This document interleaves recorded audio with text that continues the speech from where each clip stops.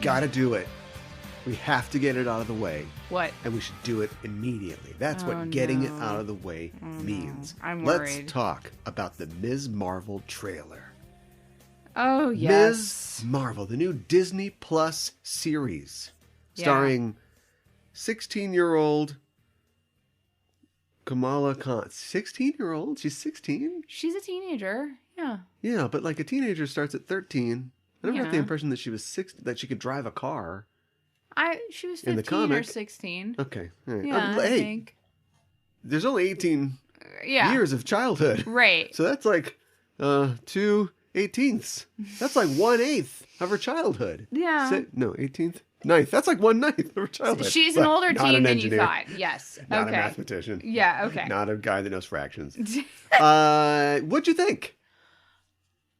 I don't know how to feel. Mainly, I know what we're going to talk about, I think, because she was given her... She was an Inhuman in the comics, and so her powers were innate. But in this trailer, it looks as if... maybe... She has a Captain Marvel costume on, and she has some kind of... She's got the nega bands, basically. Yeah, she's got bands that are giving her powers.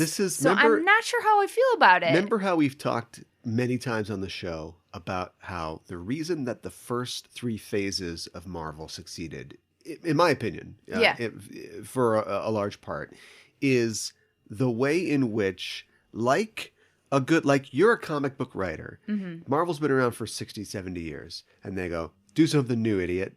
And you go, oh. And so you look at what you know about the characters, you look at like the world that they live in, because no character is just a character unless they're in a Marvel Max book or something. Right.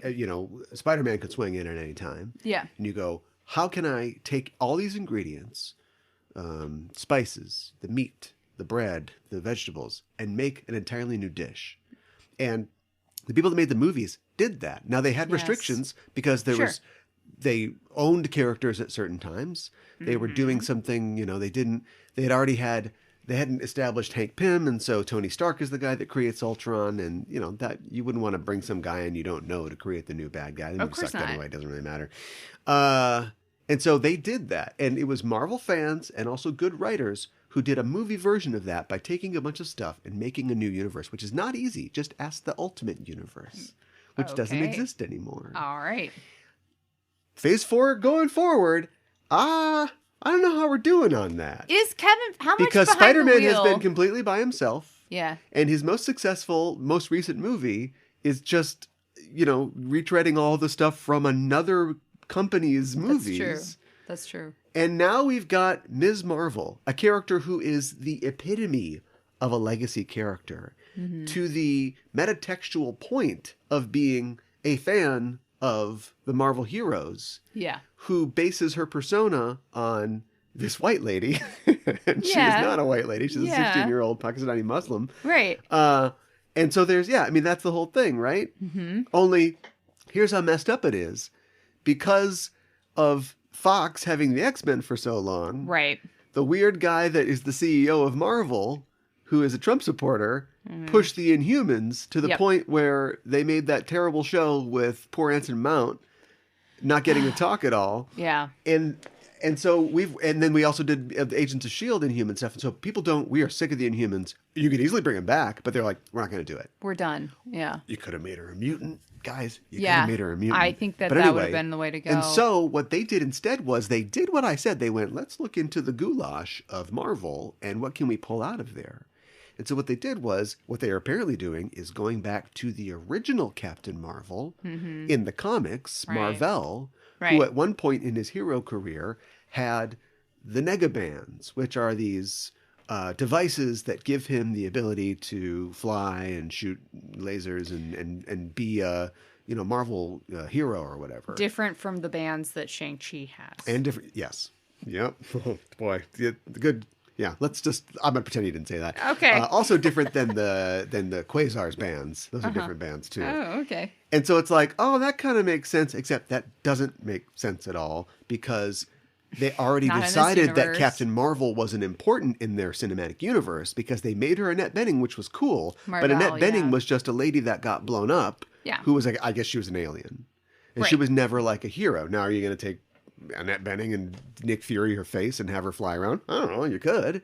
Or you could just cast somebody younger and have the adventures of, because they like doing these like flashback things now. But the point is that Captain Marvel is one of the most important heroes in the Marvel Universe, probably more for his death than his life. But his life was important too. Mm-hmm. And so it seems like a cool thing to use that to harken back, but it completely eliminates the Inhumans, who I think are an important part of Marvel, even though they were pushed way too heavily and at the spitefully against the X-Men. Right.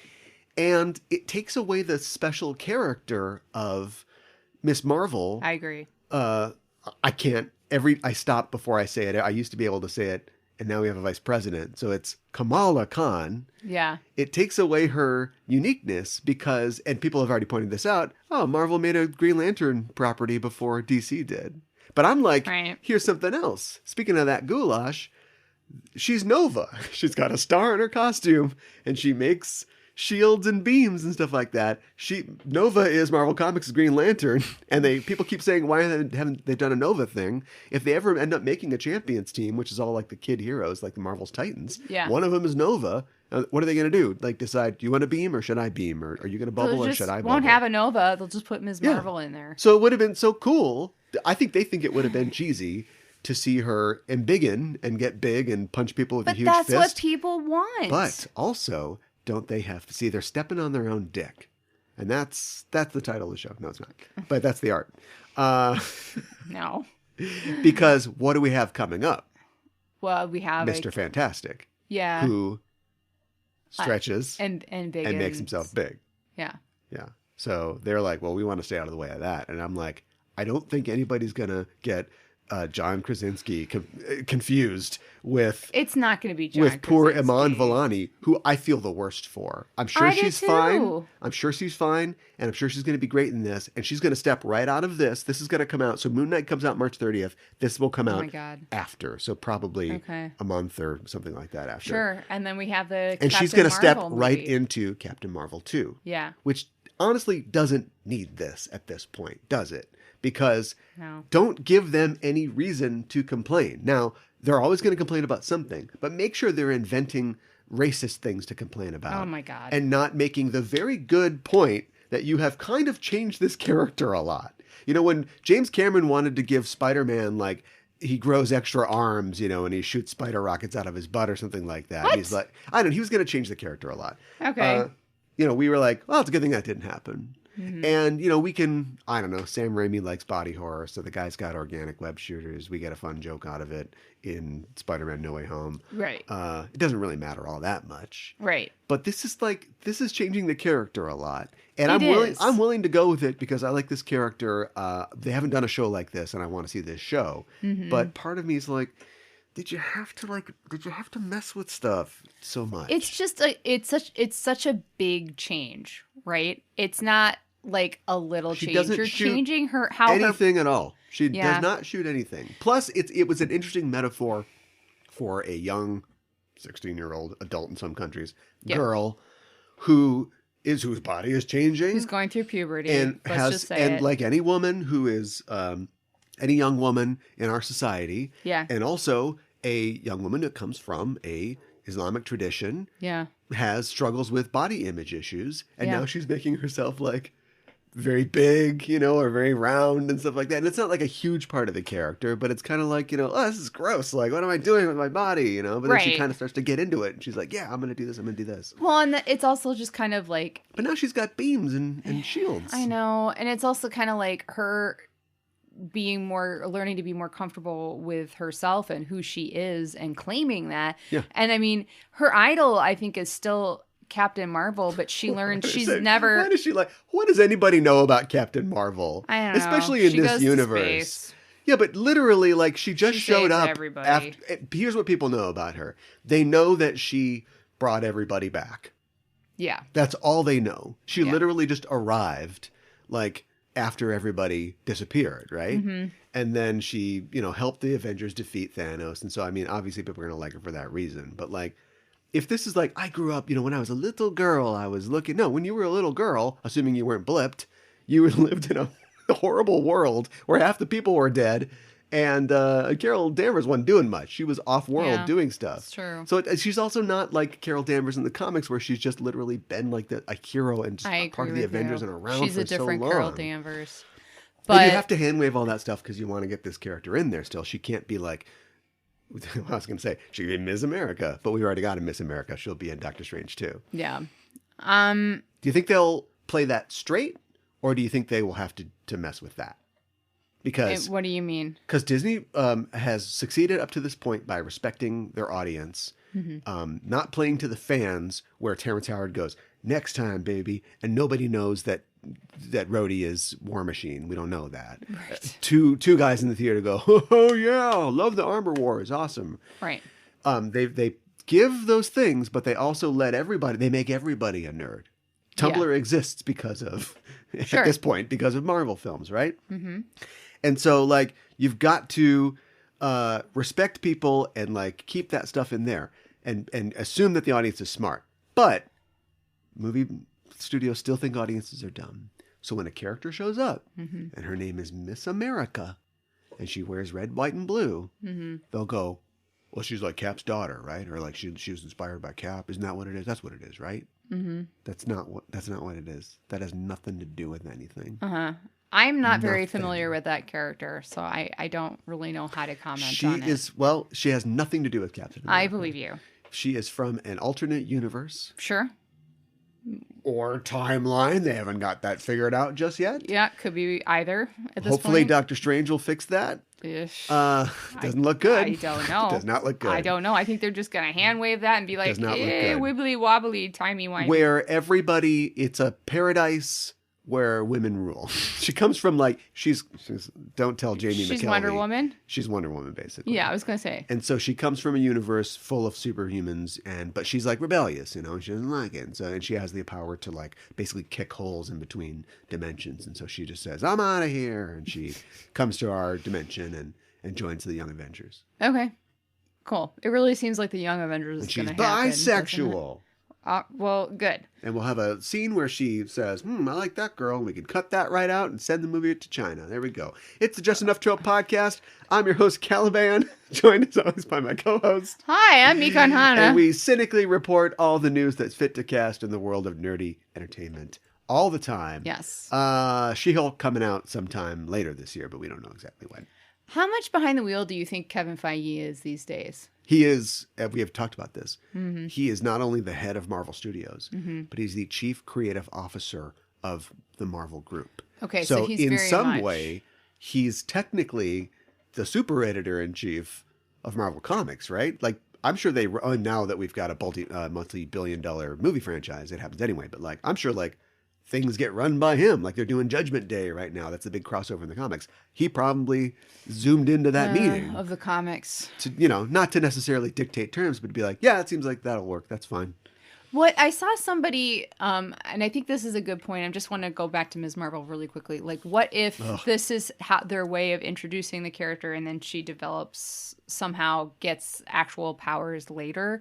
I might be more okay with that, but they want to have a connection. It's not enough. We're dumb. We're audiences. We're dumb. Mm-hmm. So she has to have this. We'll find out that Annette Bening will do a cameo, and these bracelets belong to her, right? And so it becomes, grandmother. Annette Bening, grandmother, mother, child. It'll be an umbrella, and it'll use the same type of energy that Carol wields from the Tesseract. I think that's silly. Yeah. Because that's not what it is in the comics at all. She's not related. She just idolizes And one of the great her. things about, speaking of the Avengers, you've got a cat lady. I should have saved that for the end. You have a lady who's a tiger. Yeah. You have a guy who is a time traveling knight who has Arthur's sword, that rides a horse. You've got a unfrozen caveman 1940s super soldier. Mm-hmm. You've got two mutants whose father is Magneto, like one of the greatest villains ever. You've got so many different things. You've got Hank McCoy. You've got the ever-loving blue-haired beast. Yeah. What if they all just like had the same kind of gun? It's just it clips the branches of diversity. Yeah. Clipping the branches of diversity. Maybe that's it. That could work. of the universe, and it makes it like, we're not dumb. Also, they're talking Every down alien to movie us? has to be a new origin for the alien, and they all have to be connected somehow. Uh-huh. Knock it off. They're talking That's an down... interesting universe. Just tell any story in that universe, and you could put an alien there if you want. Right. I don't feel like they talked down to us before a whole lot. I don't know. It just feels... No, Loki required a lot from its audience. Yes. It asked quite a bit. Yes, you had to have a lot of pre-knowledge to going into that. Otherwise, you'd be really lost. Well, a fair yeah, amount. You had to be yeah. familiar with the character at the very least, and maybe a couple other things. And I don't. Not every Marvel has made it so it's like not everything is for everybody to just like. This is not necessarily a beginning point for people who are not familiar with the Marvel universe, and I think that that's okay. I'll take your word for it. Yeah. There's no way. I am literally like Stan Lee. There's Stan Lee. Yeah. Maybe Roy Thomas, and then me. Like as far as Wow. being pre-submerged into this material. How good are you at drawing feet? Yeah. Or it's funny because was Rob Liefeld right? Yeah, I don't know. He drew that crazy ass picture of Cap with his giant bird-like chest. And then there's that picture of the guy that invented the burpee, and he looks like Popeye, and he's got a huge chest. And it's like, is that what he was sourcing? Could have been. Rob, defend yourself. Just show me. I guess the internet was different back then. He couldn't just put up a picture where he's like, look, I was going off of this. It's it's an homage. Does Instead, he has have to giant just... feet, and that's what he like does I told you every the story time? about how I was Yes. talking to a guy that met him, and he was like, oh, the guy's like, he's really chill. He was wearing sandals. And I'm like, what did his feet look like? I know. This I have explains to so know. much.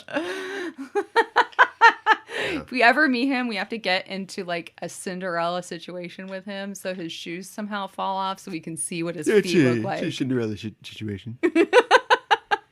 Let's talk about what we're talking about today. Yes, and what it is the Oscars, of course. Of course. I'm just about ready to be done with this. Me too. But I have seen some good films and some films that we've also talked about that maybe weren't so great. Actually, it's not up to this point. The films have been generally good. Yeah. We'll see if that changes today. We decided to split up and go on our own. Yes. And do book reports, but they're not. They're movie reports, which are just reviews, I guess. You so we're can reviewing. go your own way. I don't know. We can't afford that. We can't clear that. Okay. So what we're going to do is both talk about a movie that we watched on our own individually. Yes. They are both nominated for Best Picture. Mm-hmm. And what we want to do is we want to talk about what happens in the film, give our impressions, Yeah. a little review, and then ultimately I think we should say, should this have been... Let's imagine the category was 5. Should this have been nominated? Gotcha. And that'll be like the button that we put on the end of that. Sure. Before we continue, Yeah. do you have anything to say? Should we say what the films are? I just figured like we would do that. Oh. Yeah. Wait. Okay. I guess that's your thing. You will be talking about Belfast. I will be talking about Belfast. The semi-autobiographical memoir film by Kenneth Branagh. Yep. And I will be talking about Don't Look Up. Mm-hmm. Nothing else to say. Yeah. Let's talk about the news. A lot of news. It's just chaos, It's just chaos. Okay. It's always chaos from a news perspective. So let's talk really quick about the fact that Sean Levy, this is Sean Levy, the guy who just directed Free Guy. Okay. What constitutes a sleeper hit these days?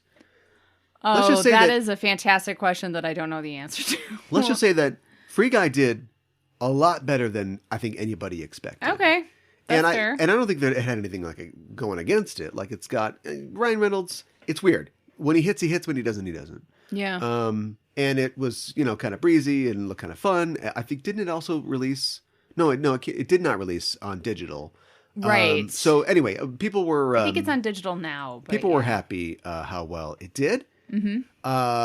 And he has directed previously, I think, the Night at the Museum movies. Oh, okay. Yes. Those were fun. I saw the first one at the very least. I mean, it's a fun kids movie, and Ben Stiller was in it.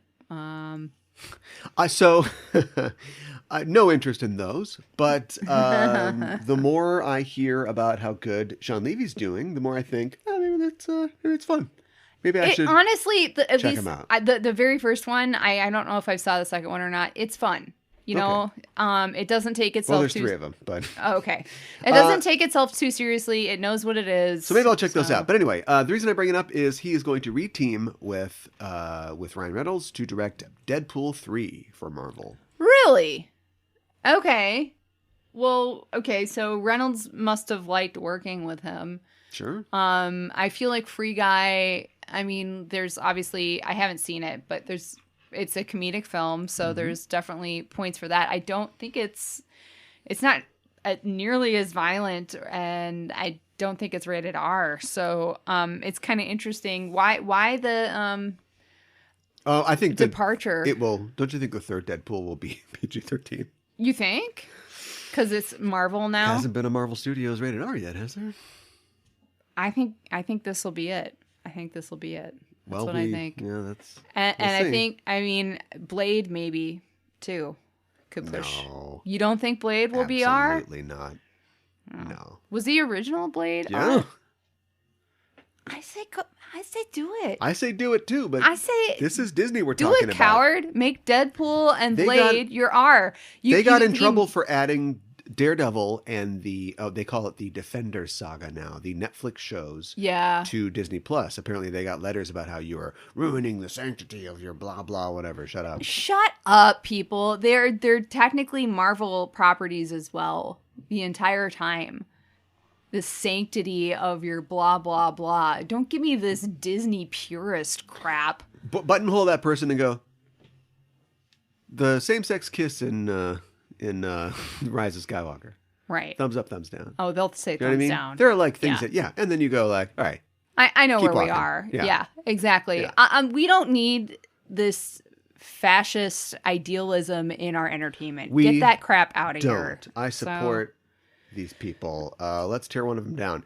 Jane Campion's in trouble. Yeah, I know. We made a huge meal, a cowboy-sized bucket of beans last week about, does there have to be so many gay cowboys? Well, I think it was a couple weeks ago, and I think we mentioned it again. But yeah, it's fun. We just did it again. We did it again. And so people just need to and zip Jane their Campion, lips. like that person at the party who isn't even trying or has been trying and Drank nails too a good much. one. I don't know. Right. Like the Jim Carrey sketch from about 30 years ago now on SNL, where the milquetoast guy in the office, tells a guy that he'll see him in hell, and everybody's like, "Nice one, Randy," and then that just becomes his response to everything. Yes, for the next 6 I've months. seen that. Yeah. Well, anyway, Jane Campion got checked real fast because immediately out of the gate, she came out and said at some award show that she was getting something. That she's she's got it tough. She has to play against the big boys. And unlike, I don't know how Venus and Serena Williams even came up, but unlike them, they don't have to play against the men like she does. And people are like... That's not exactly what I've heard happened, but... So let's do the second version of the story where you give yours, and then the third... This is like that Disappearance of Eleanor Rigby movie. I'll read the actual article. Or we'll just go right to the we could go right to the actual So at article. the DGA Awards, she was asked on the red carpet... Oh, no, that's what she called them, a little BITCH. At the Critics' Choice Awards, which... Yes. Why does that exist? That's a big one, though. Why does that exist? Oh, because critics shouldn't give awards? Oh, okay. So Halle Berry gave her the award, and it was because of King Richard. Yes. And so it's cool that King Richard is like getting honors, but I guess you have to that's a chance to invite Venus and Serena to this. They were. I'm not saying that they shouldn't be there. Were they producers on the phone? That's a fantastic question. I don't know the answer to, whatever. but they were there in the audience. Yeah, whatever. So she was like just saying, it's an honor to be nominated with everybody, and it's so great. Mm-hmm. And Venus and Serena, you're such marvels. However, you don't play against the guys like I have to. She said you don't play. She said that. So I'm glad that we skipped your version, not to rob you of a voice. No, but I read something else that was like talking about. That was talking about like how like it's great to be here with you and you, and then she mentions Variety. The sisters. Go to Variety, okay. And the front page. Jane Campion faces criticism for comment. Blah blah blah. That's exactly what she said. All right. Are these one of them is much taller than the other? I didn't know that. That or she just decided to wear the big heels. I don't know. And apparently this is one of those things. And first of all, that's just... Why would you say that? It's a little different than like a 5-minute rant on the gay fantasia. It that is. you didn't like about a New Zealander's cowboy movie. But it's pretty dumb. It's in poor taste. Did you have a little bit of the Chardonnay or the Chablis? And apparently it's another thing that this is the internet for you. When you read that, you go, Bitch. Yeah. If you're there and you hear the tone, everybody laughed. Like everybody didn't really have a problem with it. I'm sure maybe Venus and Serena were like, yeah, but we've beat half the men. They're lucky we don't play against them. Yeah. But when you read that in a tweet and you don't see the context I agree. or hear how it was delivered, but it's good for the goose, bad for the goose, bad for the gander. Yeah. So, we have to take her to task for that. And she immediately, like the next day was like, oh, I'm sorry. Sorry about that. Yeah. Yeah. Don't remember hearing an apology about the gay fantasia Sam stuff. Elliott? I don't think he issued one. Gay fantasia. Dip, dip, dip, dip. Sam Elliott's newest single. Bitty, bitty, bop. Funky, funky. You have to use so much funky. So anyway. Everybody zip your lips and... Yeah, let's all just shut up until next week and next Sunday. Or for a while longer. Let's just not. Yeah. Don't jeopardize, because hopefully this doesn't jeopardize her. Because she was basically the leader, and something dumb said like that Yeah, could be the end of your hopes for the Oscars. So I know. Good luck with that. Let's talk about something that, boy, I don't know if this is true or not. Okay. Okay? And you have to remember, this is in the Mirror. Now, the Mirror it's leftist. This doesn't matter. This is entertainment news. Why are they reporting on this? But it is a tabloid. It's a British newspaper. They say that an insider has said, an insider in the Doctor Who camp has said that Hugh Grant will be playing the Doctor under Russell T Davies' new reboot. Really? I'm nothing against Hugh Grant. Really? Nothing against Hugh Grant. Well, I think everybody has forgiven Hugh Grant because he's so affable, and they're like, forgiven him for that thing that happened 30 years ago. I mean, yeah. That thing? Yeah, that thing. Yeah, I think we actually have forgiven him for that. I don't know how I feel about him playing the Doctor. I think he's a good actor and everything, and he could be goofy and weird. Yeah, I do. What's your favorite movie? I mean, About a Boy is really good. Yeah, actually, it's pretty good in that. Yeah. I feel it in my finger. Wait, that's That's actually. Bill Nye, yeah, that's right. Actually. Oh, yeah. What's the song that's in that? Oh, it's Santa Super Slide. Yes, you got it. How do you feel about that rumor? I feel like Chris Chibnall's like, as long as the story's not about me. As soon as the story stops mentioning me, I'll be happy. Yeah. Really, what we were talking about something. Oh, the National. I can't let this go. Oh my God. We were talking about the National and how and luckily this thing went boop, like no surface tension, no, the pebble went in the water, no ripples. Cyrano? No one's talking about Cyrano. Yeah, you're right. Although technically it came out this year, so maybe it'll be nominated and we'll talk about how bad it is next year at this time. Don't think that people remember it, but it's bad. And I don't really know anything about the National as a band. People like them, fine. But I don't think they're cut out to write the music for a musical? Restoration, musical. Yeah. Or whatever period it is. Mm-hmm. And it's like the same thing with Chris Chibnall. Wrote a couple okay Doctor Who scripts. Biggest Doctor Who fan alive. Nice guy. Yeah. Not the guy to do this. Maybe not the showrunner. And put in a position where, if he had taken, I don't know, it's always tough to take over Doctor Who, but it is. Especially at a time when the numbers have been going down, they're like, and also it's the first female Doctor, and so all the eyes are on it, and it's just like, your pants could not have more fallen down as you reached up to make this free throw. Mm-hmm. Or let's say a bowl for the ashes, trying to make it germane to their side of the Atlantic. Sure. I have no idea what that means, but I'll say yes. So anyway, the bail bounced. He bowled. Yeah. And then the batter hit it, Are you talking about cricket? I And- have no yes. clue. Yes. I'm like, I am lost. Is there a And the flat ball- bat involved? hit him in I the don't in the know. balls. Yeah. Okay. Like Paul Cornell that one time. Yes. At Convergence. Yes. And it's 6 runs. Yeah. So that's not. It's. I feel bad for him, but this story's not about him. This is about Hugh Grant. So the other thing about this is that this insider, again, probably just a guy at the sandwich shop. Yeah. Right. Said it's going to be a Marvel style makeover. Now, What the I heck have no does idea what that that mean? means. If it means lots of spin-offs, we tried that. Many, many times we've tried that. K9 and Friends, everybody. The Sarah Jane Chronicles did okay. Did that go off because of Elizabeth Sladen's health? I don't know, because I don't know that we knew about her health when it stopped airing. That's a good question. Well, anyway, K9 and Company. But I mean, we've tried that, and people just want to watch Doctor Who. Yeah. You know. Yeah. I mean, Showtime was like, well, we'll try Torchwood, and people are like, no thanks. Right. So, I don't know what a Marvel reboot means or a makeover. I don't know either, because the Doctor just regenerates, and so that's kind of like a makeover in itself anyway. Is this? I don't know. Actually, the last couple Doctors have been pretty, haven't they? I think that they should get a newcomer. But like to play Matt the Smith Doctor. is like weirdly pretty. Yes, I agree. Even David though I Tennant's love Matt cute. Smith. Yeah. I mean, Jodie Whittaker's pretty, but and I don't mean this in a sexist way. It's just different for a girl. Sure. Let's have an ugly woman. Let's go. Let's do it. Come on, let's do it. Oh my God, I don't want to call a woman ugly. I don't want to either. But see, but see, yeah, exactly. That's my point. Yeah, it's worse than calling So a man here's ugly. let me just get to it. Is this like what's the is he the hottest Doctor? Who?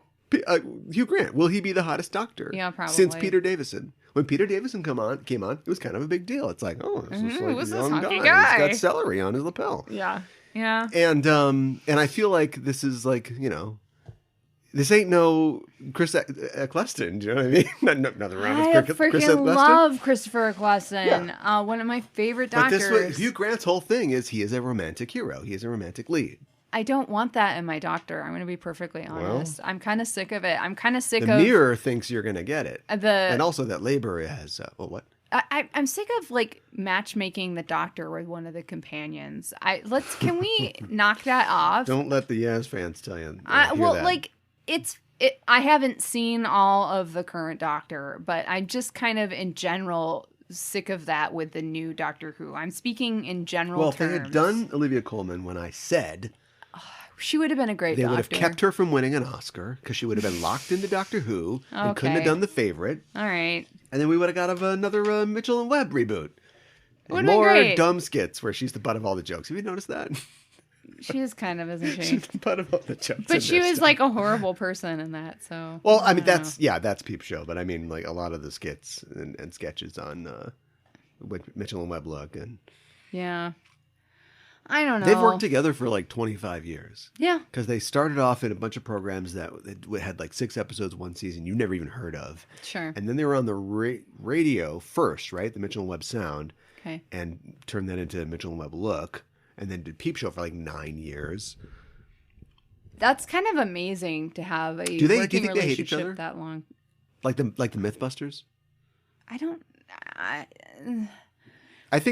know. I think any partnership, you have to, have the right amount of distance. Yeah. And for us, it's 6 feet. No, it's not. Speaking of partnerships, yeah. Judd Apatow says that This Is 50 might be his next film. Boo. Why? Because he saw what Richard Linklater's got with the Before trilogy. Nobody. I'm sorry, Judd Apatow. Stop So it. first of all- 40-year-old virgin was funny. This is 50. Nobody freaking cares. I'm not no diss against like being 50, but it sounds like. I have a question. Yeah. Is this all motivated by the fact that his daughter Maude Apatow will obviously have a role in it because she has played the child of this couple in the past? Because I'll tell you one thing. Well, maybe Leslie Mann, if she still wants to, work a lot, maybe needs this. Paul Rudd doesn't need this. Although Paul Rudd will do anything. I don't think Paul And Rudd will be in it. I think Mud. Mud. I think Mud needs a role, and so we're gonna do another movie that no one asked for. And by the way, this is 50. Whose 50 is this? Paul Rudd and Leslie Mann? They don't even. That's 50. They don't look 50. Yeah. Well, they could be 50 and not look 50 though. I don't know. No, they are 50. Yeah. Right. But Paul Rudd looks. But I'm just saying, like, so young. this is 50. This is 50. You know how, like, when you work for, like, an indie rock label, and then you, like, go to Vegas and take drugs and stay in the suite with 5 chairs, and then also your daughter is Love? The Netflix's Love, is that in continuity? I have no Juan idea. Apatow was in that too because Yeah. she was on Wichita, the WB series. Anyway, the point is, this is not 50. This is 50 for Hollywood people? Yeah, for Hollywood people. Yeah. Well, it just reminds me of like. Call them BS on being 50. Yeah, it reminds me of like 30 something, which was like a big deal when that came out, but that was like 30 years ago, if not more. Yes, there was talk about doing 50 something a while ago. Didn't they try to do 40 something and nobody wanted it? I don't remember. I feel like they did try to do a remember. spinoff. Well, I don't want to watch that. Yeah, that's what I'm saying. Nobody cares. So, All right. Anyways. You know what people care about? What? They care about the fact that Disney is really trying to sneak on this LGBTQ discriminatory thing. We talked last week about how the CEO tried to just hand wave the Don't Say Gay bill, and Disney employees staged a walkout, and so he had to deal with that. Yeah. Now we're getting news about things like the scrapped Nimona adaptation. Oh, they're scrapping it? Yes. Why? Because of LGBTQ characters, I'm guessing? Well, isn't the whole thing that? I am not really familiar with Nimona. I haven't gotten a chance to read it yet. It's on my to-read list. I'm guessing yes, but I don't know. So here's the deal about Nimona. Yes, obviously, the entire thing is, I mean, it contains LGBTQ themes. Yeah. Okay. All right. Well, I think that this is really crappy of Disney, and it's not like the first time they've discriminated against LGBTQ themes and stuff like that and in their entertainment. Right. Like Love Victor was supposed to be on I think it was Disney Plus, and at the last minute they decided to move it to Hulu because they thought maybe it was too adult. I mean, it's like, because it's like teens like dealing with their crushes on like same sex. Yeah. I have a whole folder of Greg Berlanti trash talking. Him trash talking, not Disney, being talked about. Right. If we want to get into that, but yeah, it's infuriating. So the whole story is that this was a project that was done by a division of Disney, an animated like independent small division, and they shut the division down, but just let the movie die as well. When did they shut the division down? Do we know? Stevenson. Yeah. Who has changed their name to ND Stevenson. So, and I don't... Okay. Without having researched it, I'm just going to call them Stevenson. I think that's fair. Because that's their name, and I don't want to get the name wrong. But I know their name's Stevenson, them. the creator of Nimona, amongst other comics and stuff like that. Yeah.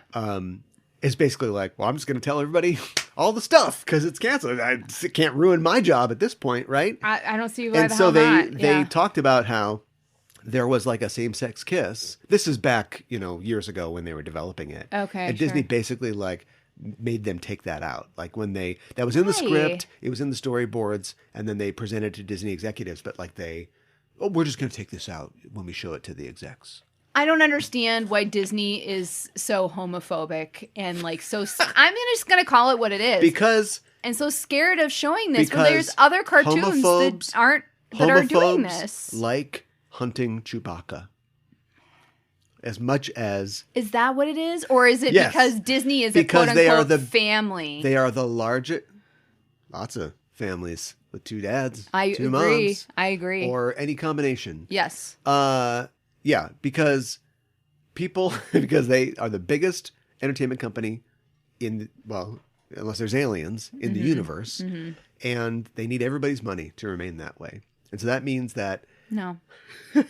Screw Disney. Okay, so anyway, I feel bad about this. Let's just go right to the hunting Chewbacca thing. Okay. What's going on? Yeah. So after I showed you that thing on Twitter, I did see a couple articles about it. What's up with that? Wait, what thing on Twitter? The hunting Chewbacca thing? The commercial for Galaxy's butthole or whatever we need to whatever talk the about what hotel it is. And there's a hotel where you can go and stay, and it's like you're on a ship, which is like, just take a cruise? Just take a cruise. And then we'll put like sci-fi panels on things, and you're on the Caribbean Queen or whatever. Yeah. And so in the commercial, there are 2 women, and did you get the vibe that they were a couple? Maybe. Maybe they were queer fascists. Anyway, the point is that God. they are in their hotel room, and it shows you that your hotel room looks like a stateroom on a ship. Yeah, fine. A spaceship. They put their Empire caps on with the insignias. Yeah. Then they're running through a hallway, and they're waving some stormtroopers ahead of them. And then we reverse shot, and we see a Wookiee, presumably Chewbacca, coming out with his hands over his head. And then the girls are like, yeah. And then they unfurl the Empire banner. I'm like, are you freaking kidding me? Where is the SNL digital short logo? Yeah. Although they couldn't do anything that good. No, or College Humor or something. Like... No, well, everybody would have to be shot in the head at the end of the skit. You guys, this is incredibly fascist. Like, what the hell are you doing? Here's the problem. Who are they appealing to? You might like, I guess, the iconography. You might like gray uniforms. Hugo Boss did. Oh my God. I know. You know what I mean? But like, this isn't necessary, especially now when in the first movie and throughout the entire sequel trilogy, but in the first movie of this rebooted thing, you shouldn't have let a Jewish guy have a Scottish guy, do a Nuremberg rally speech. Yeah. To make the First Order explicitly fascist and racist. You shouldn't have done that. I know they have an Indian lady that's an officer. That's not what we're talking about Doesn't here. matter. You shouldn't have done that. Yeah. Because what it does is, and this was always inherent, it was always there. In the original trilogy, part of it was the fact that they shot in England and they needed a bunch of people to play the officers. And so, yes, the uniforms did look kind of Nazi-ish. I think now Lucas would say, I wanted them to be Nazis. Yeah, I don't know about that. But he had a bunch of white guys with mustaches up against like our heroes. And so it just sort of like, clearly they must be like, fascist Nazis, space Nazis. Yeah. But you're making it explicit. And what it does is, I understand why they want to do it. They want to play this whole, who's your team? Are you Jacob or are you Edward? Yeah, Are you the Patriots or are you the Cowboys? Right. You know what I mean? And so it's like Cowboys and Indians. Mm-hmm. But that doesn't really work when one of the teams is inherently evil. Right. Not just evil, is like, this isn't like the Alliance and the Horde. In the early Warcraft games, the Horde was basically just bad. But they, created backstory for all the characters. So you understand that the Horde is just different. They've got their own things and we're at war. Yeah. That's not what this is. No. Nobody thinks that the Empire maybe is misunderstood, except maybe some fans do. I don't know. The ones that want to go hunting for Chewbacca. So this is sickening. And I know that really nobody who really matters creatively signed off on this. I know this was just, they have probably an in-house, or I don't know, maybe they hired an ad agency to come up with this. And the poor little actresses that did it, they just need the money. I feel bad for them. But this is what gets disseminated more than anything else.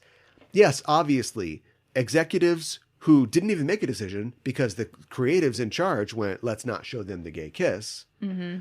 The decisions those executives make do influence what comes out. But more than anything, it's something that gets shared or something that is designed to pay Twitter to put this on everybody's timeline. And you see this. Yeah. And it influences how you think about these things. And a lot of people are going to recoil in horror like we do. Yes. But some people are going to be like, oh, it's game on with Disney. They get it. Disney gets it. Yeah. And that's the absolute wrong message to send. Did Disney... Why wasn't one of the actresses a person of color? Yeah, right. It's just too like one of them a redhead, for Christ's sake. Did like nothing wrong with redheads. I'm just saying they're the whitest people that exist. Right, but did Disney did they have any reaction or did I have not ad? read that, but why would they say anything? They're real busy right now. If I was them, I wouldn't say anything. Oh, they're just hoping this will all blow over and nobody's really paying attention to it. Yeah.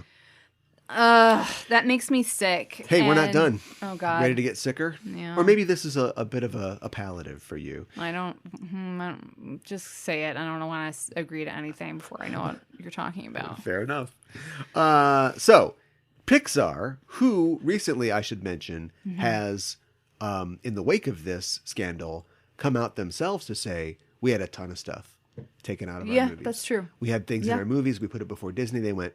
take it out. Yep. So, I mean, I guess that Pixar pisses took me it off out. too. Pixar has already kind of gone off on their own, didn't they? Like, they already split from Disney before. Why couldn't they just run whenever they wanted to? But anyway, I don't know. In the wake of this, the band. Speaking of palliatives, the Band-Aid that Bob Chapek has tried to put on this, CEO of Disney, is that they have added a same-sex kiss back into the upcoming Lightyear, which is the origin story of Buzz Lightyear. Okay, well, it's probably just going to be 2 background characters, right?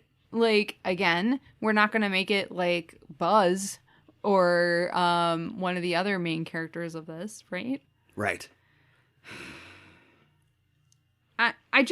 I feel very too little too late with Disney, and I don't want to like sign off on them because, you know, they're a big company. They could turn around, but y'all aren't dealing with this the right way, is all I want to say. And you need to really turn around because this is not okay. And you, by trying to make everybody like you, you are discriminating against a large part of your fan base who is LGBTQ, and it's you can't make everybody like you. I'm sorry. Just be open. If you don't stand for something, you fall for nothing.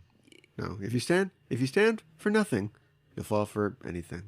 If you don't, I don't know. But well, here's the thing. I introduced us as being cynical. I don't expect any company ever to have any kind of stance that you can feel proud of, right? That's never their point. I know. And I don't even think that it's evil necessarily. You don't think that like the people who run Nestle are like worshiping the devil and like coming up with ways to screw over the third world. They've just identified that this is where they can make a bunch of money and they can force a bunch of people to need their products. Yeah. It's just the banality of evil, isn't it? Like evil is not some, if evil was some awesome thing with like flames and like a chrome guitar playing a solo, you know, going off a motorcycle jump, I don't. Maybe are they taking any members? Maybe I'd want to be evil. Who's your team? But honestly, evil is just complacency. Evil is just greed. Evil is just doing the wrong thing. Yeah.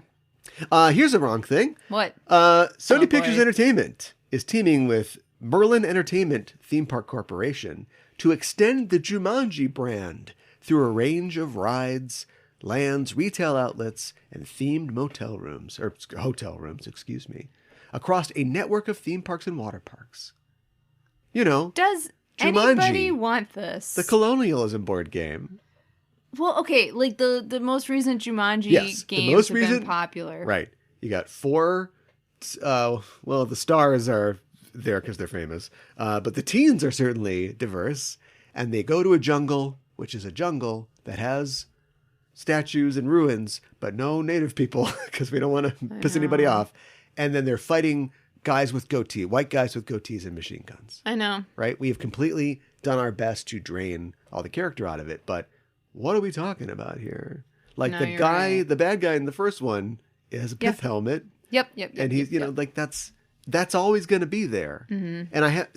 And people care so, I don't know why they're doing this. People care so little about Jumanji that I don't think anybody's had time to complain about this yet. But I think people are going to complain about this, right? This is a dumb, bad idea. I just don't think it's going to be very popular, to be very honest. Is this all that Sony has?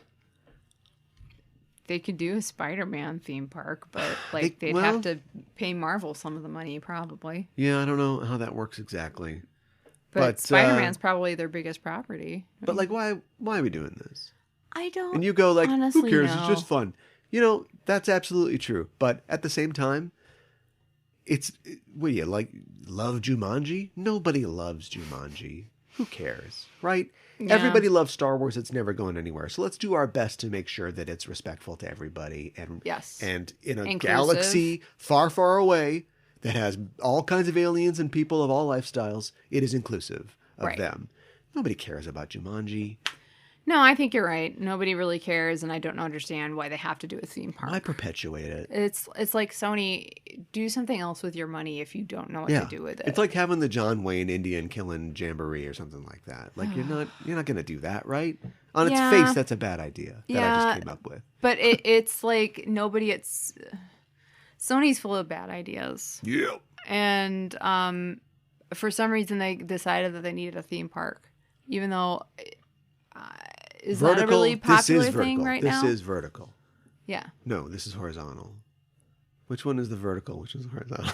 I don't know want what you're getting People love Spider-Man movies. They might love Jumanji movies, but then they go on vacation and they go to Disney. And you want to give them an Yep. opportunity to not go to Disney. You want to go to Praise Valley or whatever the theme park is in the Righteous Gemstones. Yeah, right.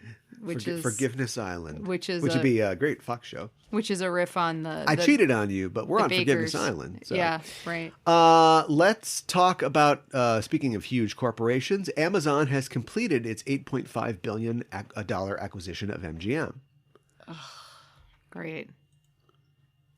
Not excited. I'm just Speaking gonna of say pruning, that.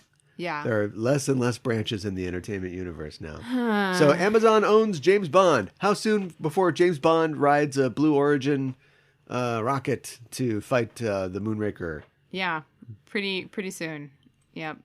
But they can't get Daniel Craig though because he is done. You know somebody's pitching new James Bond. Bald? Likes to wear a cowboy hat Oh my god. for some reason. No, I hate that. I don't know. No. Okay, We here's don't some need maybe that. good news, even though it features a white actor playing literally an Asian. There's nothing more Asian than a panda bear. But Kung Fu Panda is getting an animated series on Netflix, Nice. and Jack Black is returning as Poe. Okay. This is an ongoing series. Yes. Yeah, I was thinking about that recently. Like, Kung Fu Panda is super popular, and I'm like, well, how do we feel about? You know what? And he's Asian playing a people panda like bear. Asian people like Kung Fu Panda. They do. You know what I mean? Like I don't got They a problem do, with that. and I think This isn't part of the Alison Brie reason- playing a Vietnamese woman. no, you're right. In You're BoJack right. It's a Horseman. little different, and I think that one reason we watched a video I think about this recently, but I think it's respectful to the culture while still doing its own thing. So Yeah, was it? Overall. Let's give him a shout out. Was it Accented Cinema? I on think it YouTube? might have been.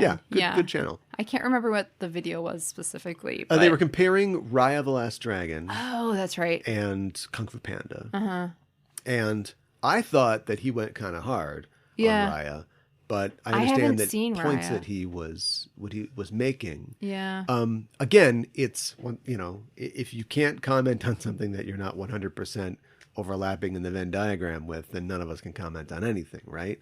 But he's a Chinese national, or at least Chinese American, and he was talking about how, Kung Fu Panda is a goofy movie with a white guy in the lead, but it's respectful and as historically accurate as you can be with anthropomorphic animals. Yeah, right. And then right. Raya the Last Dragon is about the cultures of Southeast Asia, but it sort of lumped all of these Yeah. different cultures together to Right. just go, Southeast Asians, Micronesia or whatever. Yeah, and it was a little erasing of things. It was kind of disrespectful by clumping them all together. Yeah, which I Yeah. mean, I get that. I got to take his word for it. Yeah, but, right. But I think it's a good point. Yeah, I do too. But I mean, if people are okay with it, then I don't have a problem. It's an anthropomorphic panda, so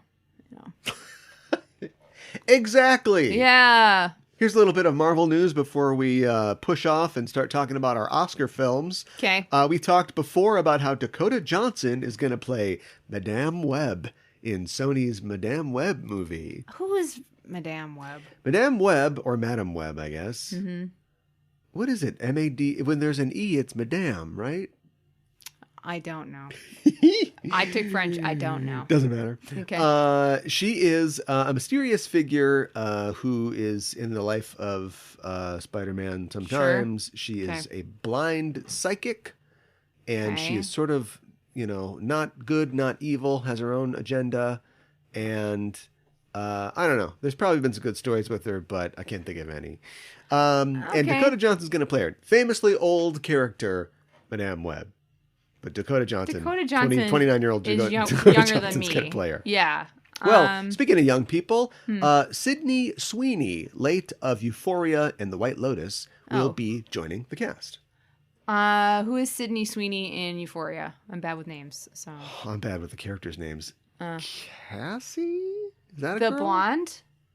The girl who was dating, I remember McKay, because I only know his name. Yeah, Cassie. Yeah, Cassie. Yeah. Okay. She's joining Madame Web? Yes. When it's unknown who she'll be playing. Although, if it's the Spider-Verse, do we have a Black Cat yet? Maybe she could be Black Cat? She could be Spider-Gwen, too. Maybe, yeah. I mean, she could be one of those. We don't have a live action one, right? We don't have a live action. That's coming for sure. Yeah. Interesting. Okay. I'm not 100%. I'm gonna be honest. She had a big year. Yeah. I like her as an actress. I feel like they haven't really done a whole lot with her character on Euphoria, or I haven't liked the direction they've gone. Didn't you know she's the villain? No, she's not. That's the speech in the. Yeah. Right. But I like her. I think she does a really good job. I'm not 100% sure how I feel about Dakota Johnson. So we'll see. I'm keeping an open mind. You didn't like her in The Lost Daughter? I thought she was okay. It's that tough competition in The Lost Daughter. Yeah, everybody else is really, really good. Yeah. So if you're okay, it's kind of like, oh boy. Yeah.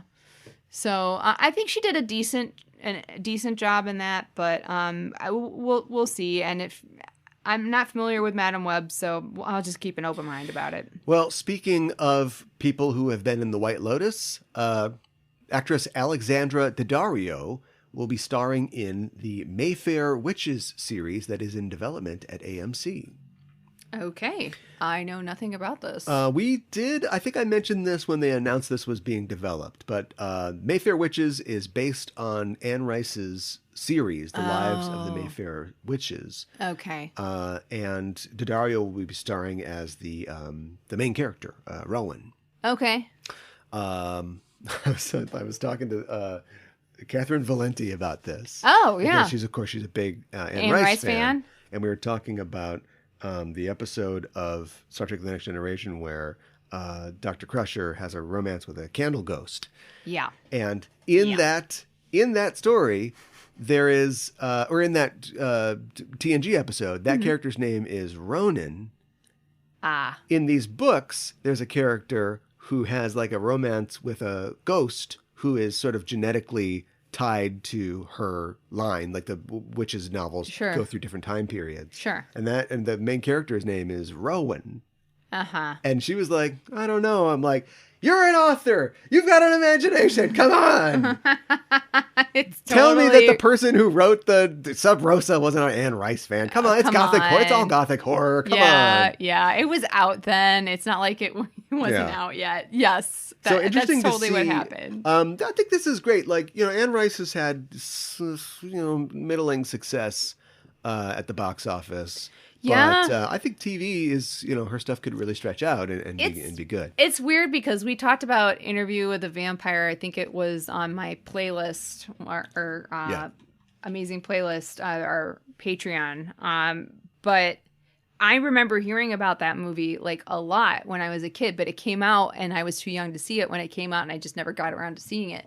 But I remember it being a really big deal, but then you hear about the criticisms that people had of it and it didn't match up to what Not gay people enough. thought of, like, Yeah. the characters in their heads, which is always, it's always a challenge.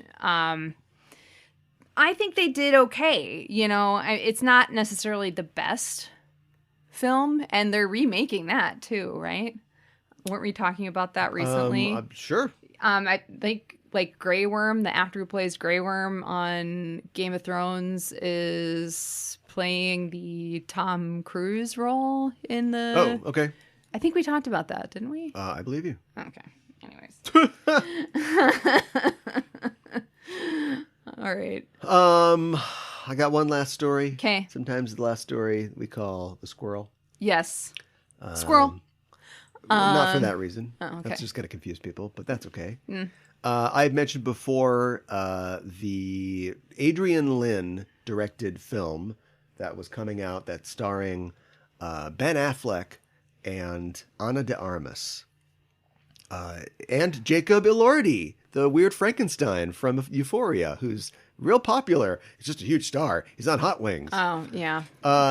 And the fact that Adrian Lyne is the guy that did Fatal Attraction and Indecent Proposal. He makes sexy movies. Yeah. But not in a weird Brian De Palma way. He just makes sexy movies. Yeah. And so, like, you've got Ben Affleck, you've got Ana de Armas. They're not together anymore, but they made this while they were together. And so this is like a Don't Look Now situation. Like, is this going to be a erotic thriller? Oh, boy. They're going to be doing it for real. Right. Here's the synopsis of the film. Oh, no. They are a couple with a daughter, and they have a loveless marriage, and it's held together by their arrangement where they can't get a divorce because they'll, take each other for all they're worth or whatever. And so... It sounds exactly like... What? People complain, and it's hard to complain about this because you sound like a weirdo, but I kind of miss, like, the erotic thrillers of yore. They don't make those anymore. They were really popular in the 70s, yeah. Well, I wouldn't call... Okay, I know I mentioned Don't Look Now, but it's not... I mean, like, the 80s and 90s. Well, in the 80s, too, yeah. The kind of direct-to-video type films. Now people can see boobs and intrigue anywhere. Yeah, I think that's a big part of it. So that's... Adrian Lyne is, he needs work. Yeah. But, like, it sounds like the least sexy movie in the world. And I'll tell you why. It's even less sexy. Ben Affleck's character collects snails. What? That is, like, the most random thing to collect, and it is probably the farthest thing from sexy you can get. Like, if you collect stamps, you're sexier than if you collect snails. Yes. He keeps snails. And so Entertainment Weekly interviewed the movie's snail wrangler, and he said, wow, Ben was great with the snails.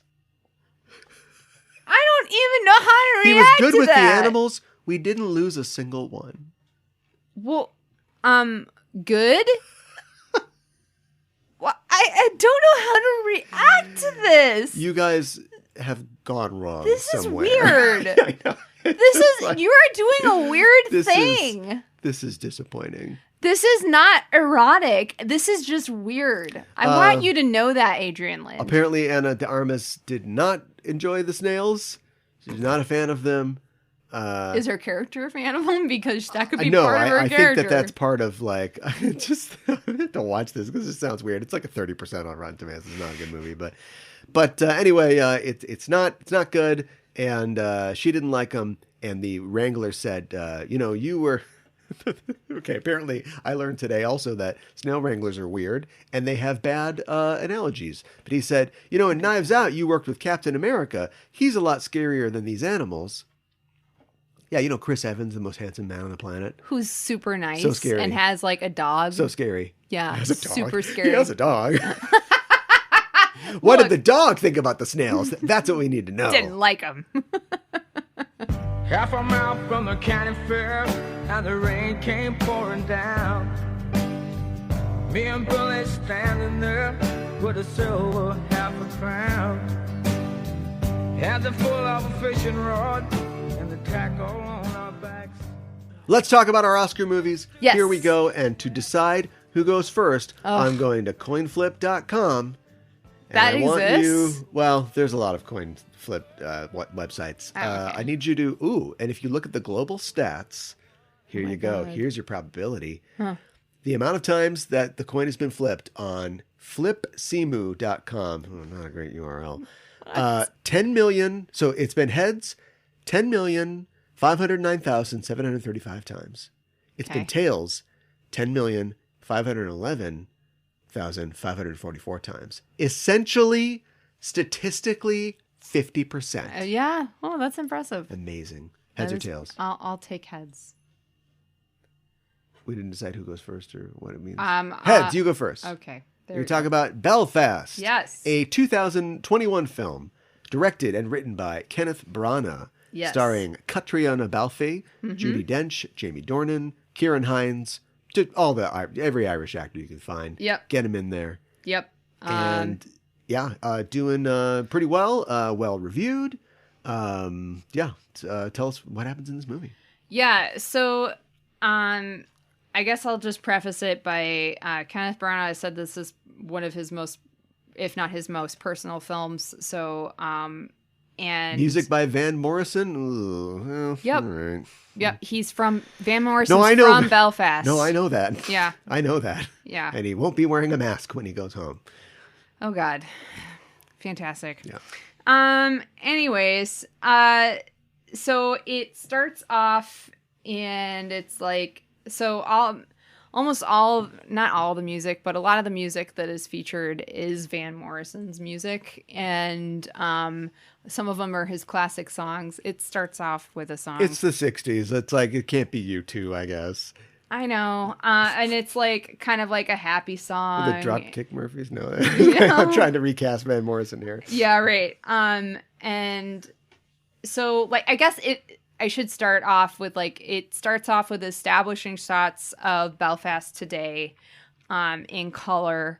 And the movie's in black and white. yes, Yeah. And it's in color, and it's showing shots of the water and the docks. Like, the city is really well known for having its shipyards. It's where the Titanic was built, and one of the things they show is the Titanic Hotel. So, I mean, it's kind of known for that. And there's, like, lots of statues and murals and stuff like that. And then we go to a street and it's black and white and it's a busy street and kids are playing and stuff like that. And it says it's 15th of August, 1969. So this is the beginning of what is known as the Troubles in Northern Ireland. And Buddy's mom, who's played by Belfie, is calling him in for tea, and like he's fighting dragons that'll never come back, even though that's on the poster. Him with the sword and the trash can lid as a shield never comes back. So she's calling him in, and like everybody is like kind of like telephoning. So you get the idea this is a really tight-knit community. Everybody looks out for each other. That's a big part of the film. And then there's this group of really scary looking, I think mostly, if not all, men that are basically rioters who come and they're Protestants, and they're attacking the Catholic houses and Catholic businesses on Buddy Street. And they're throwing like Molotov cocktails and like throwing bricks through people's buildings. And it's really scary and terrifying, and nobody really understands what's going on. And this is the beginning of the Troubles. And it follows this family, and Buddy's dad, who's played by Dornan, is away a lot. He has like this job in England, and so he's not around all the time. But his dad's parents are there, and that's Hind and Dench. And his grandpa we learn at the beginning, has kind of some health problems, and he's like, oh, it's fine. It's not really a big deal, blah, blah, blah. But the main thrust of it is, Jamie Dornan's character, like, he kind of thinks that maybe they should leave Belfast, and Belfie is really hesitant to leave because this is the only place that she's ever known and that they've ever known, and everybody looks out for everybody, and like, it's really great here. except for, you know, everything that's going on right now, really don't want to leave. But he gets this opportunity where he is offered a full-time position with a job in England, and that includes a house. And he's like, you know, you have until Christmas. I really want you and the family to be there. And she's just very hesitant about it. And also, we've learned out throughout the film that he's kind of used their they haven't paid taxes in a while, and then also he's been betting money on horses. Okay. So she has been having to pay back taxes, and she's tracking it, and we see like there's all these scenes where we see her opening these letters that say confidential, and we don't see what they say, but she looks like really stressed. And at one point, Buddy, who's the little kid, is like, "Why do you always look so sad when you open those letters?" But so she's really stressed about that. She's stressed that she's like basically raising these kids kind of on her own, right, and trying to protect them from everything that's going on. Another thing is Buddy's cousin. I don't know what the heck is her problem, but she's kind of mischievous. She's a little older than him. And at one point she asks him, "Oh, are you going to join a gang?" And he was like, "No, I'm not allowed. My dad said." And he's like he's like 5 or 6. And like, she's like maybe 10. And he has an older brother too, but he's not as big a part of the film. A lot of the film is told from Buddy's point of view. And he asked, "Well, are you a part of one?" And she was like, "Yeah." And he was like, "Well, what's it called?" And she's like, "It doesn't have a name." And he was like, "Okay, well, what do you do?" She's like, "I can't tell you unless you join." And he's like, "What?" So then there's like this initiation sort of thing that like she puts him up to, like, if you want to join, you have to do this sort of thing. And like, so they go to the sweet shop, and her and another friend are distracting the owner. And she's like, "And then you have to just grab as many chocolate bars as you can." And he's like, really didn't want to do it, but she like pressured him. And so he's like, "Oh, okay." And so so they do it, and like he catches the other friend, and like she's like, "So what did you get?" He got one thing of Turkish Delight, and she was so pissed at him. She's like, "Who likes Turkish Delight? Right. Nobody likes it." I'm on her side. I am too. Anyways, there's other things that happen, but it's like vignettes of their life. He's got this crush on this girl at school, and his grandpa's giving him romantic advice and stuff like that. And it's really kind of funny and sweet. Like, but he's like, the way that they sit in their class is based on how well their grades are. So like he was like, at one point he moves up to 3rd place or bronze. And the girl he really likes, she's also, their family is Protestant, I should mention. And the girl he likes is Catholic. And she's got like long blonde hair and like pigtails. And like, he really likes her, and he wants to sit next to her because he thinks, oh, that'll be perfect because he's sitting behind her right now. And he's working on his math homework. And he's like, "Grandpa, did I get this right?" And it's like long division. And he's like, not quite right. But his grandpa doesn't help him like fix it. He's like, "You could make your like 7s look like 1s, and your such and such look like such and such, and then maybe your teacher will give you the benefit of the doubt, and then you'll like move up in the ranks, and then you'll be able to sit next to her." So,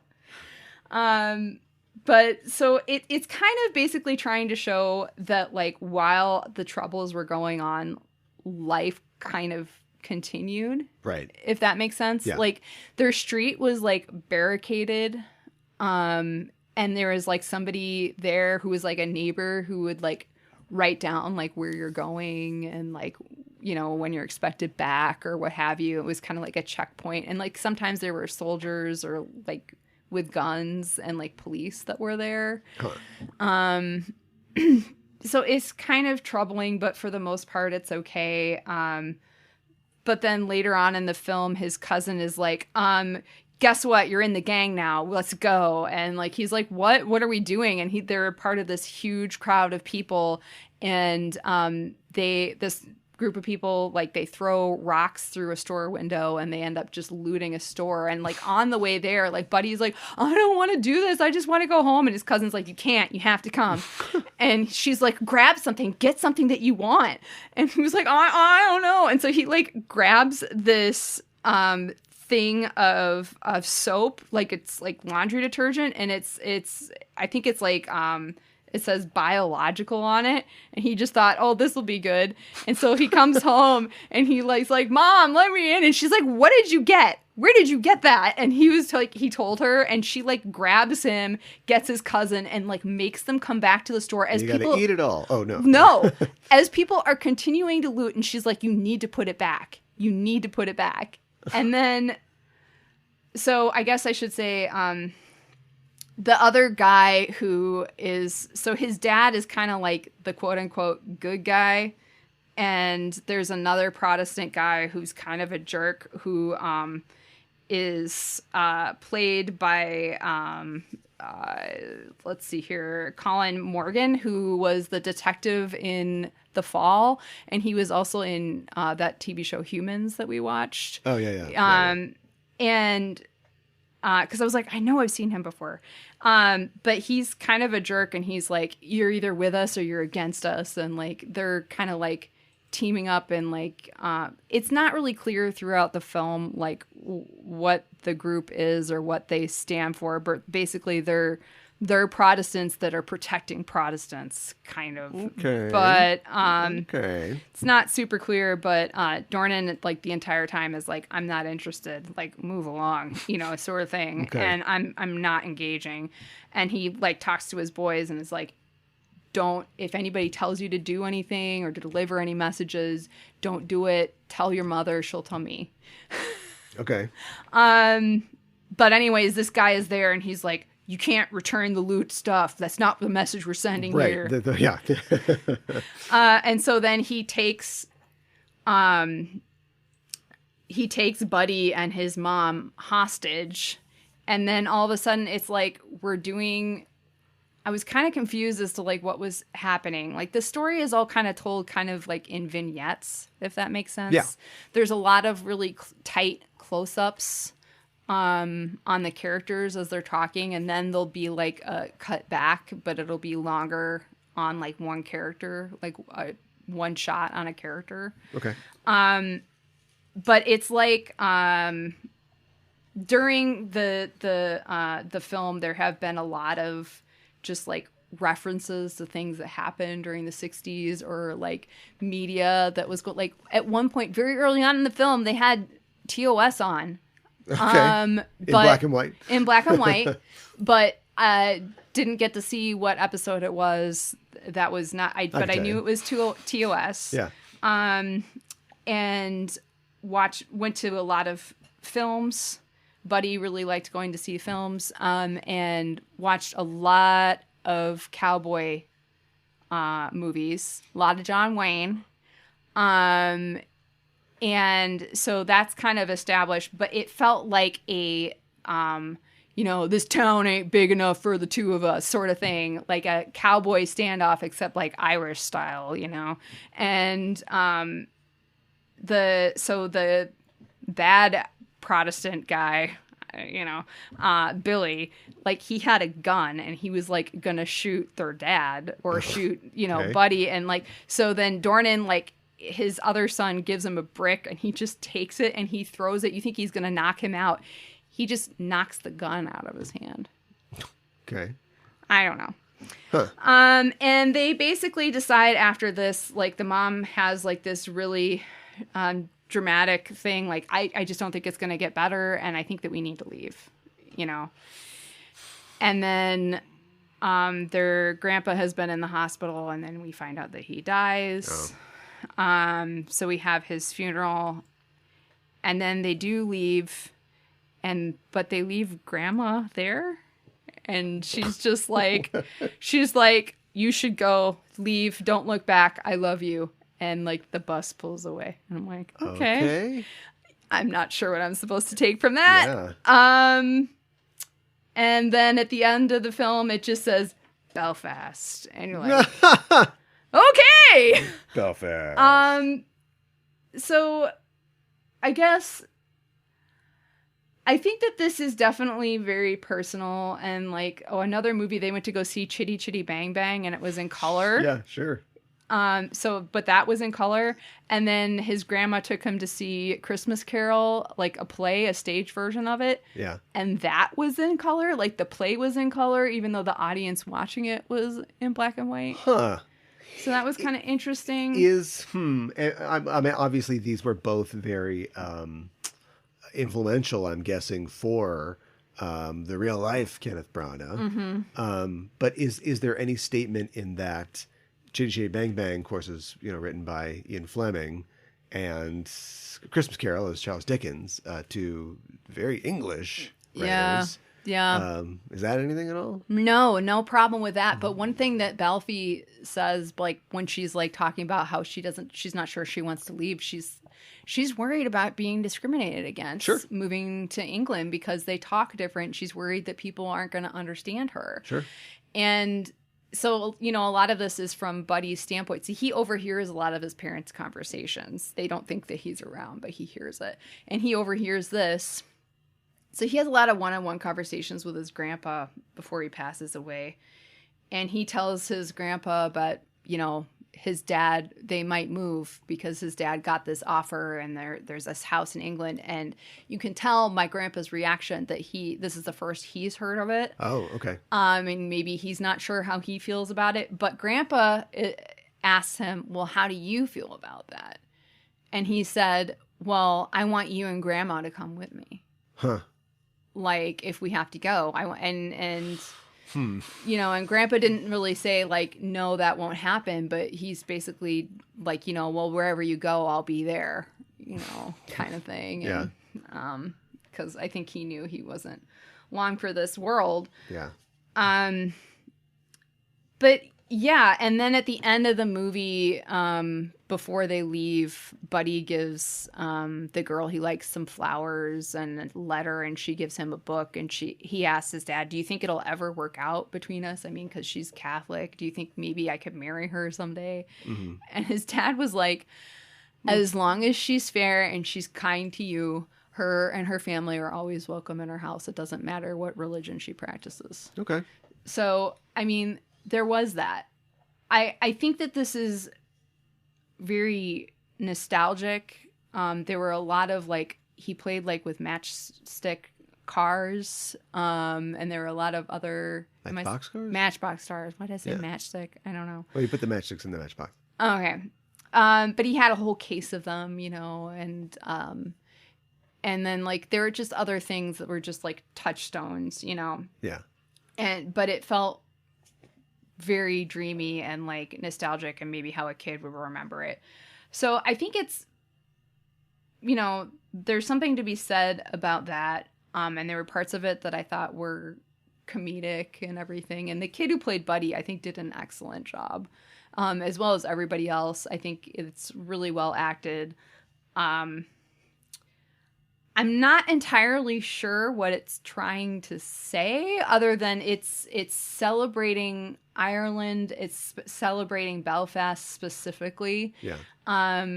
Oh, and I should say, at the very end of the film, on screen, it says, "For the ones who stayed, and for the ones who left, and for all the ones who are lost." And I don't know why I'm crying now. So that does kind of get to you.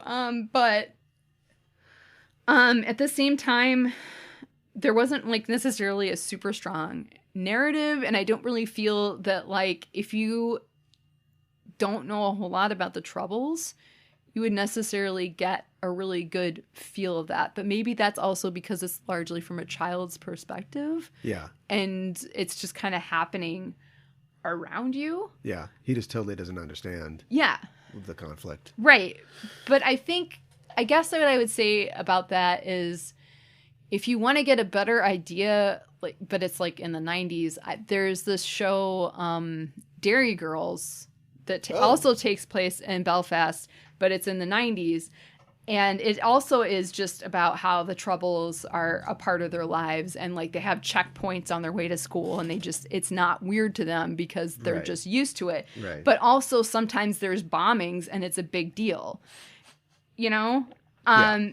And I think that you come away from that with a better idea of what was really going on, but also those characters are teens, and it's also about being a teenager in the 90s. Yeah. It's a good show. I would recommend that. Okay. I think this is good, but I think if like overall, I think I would give it like maybe a B-.